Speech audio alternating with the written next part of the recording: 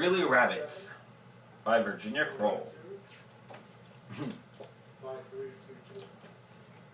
Tulip the bunny waited every day for Grace the girl to come home from school. Then Grace would take Tulip out of the cage, stroke her silky fur, and play with her. Tulip didn't like being alone every night. She was lonely most of the day, too. When Peter the boy brought a fluffy gray bunny home one day, Tulip thumped for joy. Snuggle was grumpy at first, but he and Tulip soon became friends. Together they told rabbit jokes and played rabbit games. One night, during a game of Rabbit Round the Rosie, Tulip got an idea.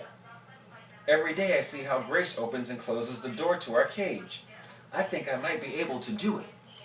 Tulip stretched her paw through the cage and lifted the latch. Presto!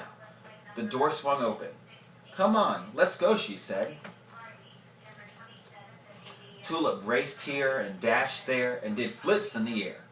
Snuggle scurried across the carpet and slid across the floor. They found treasures everywhere. Yum, said Tulip. A piece of celery from Grace's dinner. And here's a raisin from Peter's snack, said Snuggle. In the morning, an alarm clock rang loudly. The rabbits hurried back to the cage when they heard footsteps on the stairs. Night after night, Tulip and Snuggle escaped and explored. Soon they had visited every room in the house. They wanted to try something new. I have an idea, Tulip said one night. She and Snuggle got busy folding all the clean bath towels in the laundry basket. The next morning, the children's mother smiled. How nice! I thought Peter would forget to do that. The next night, Tulip and Snuggle washed the dishes. The night after that, they swept the floor. Another night, they put the toys away and dusted the furniture. The children's mother said, how nice. She gave each child a special kiss before they left for school. One day, Grace raised her eyebrows at Peter. Mom sure is happy. I wonder who's been cleaning up. Maybe it's elves, guessed Peter. Or fairies, said Grace. Thank you, whoever you are, Grace shouted, hoping the helpers could hear her. Tulip whispered, they always think it's magic is done by tiny people. They'd never believe it's really rabbits, agreed Snuggle.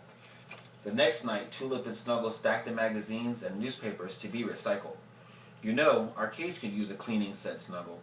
No way, Tulip said. It's more fun to clean Grace and Peter's house. Besides, they'd know it was us.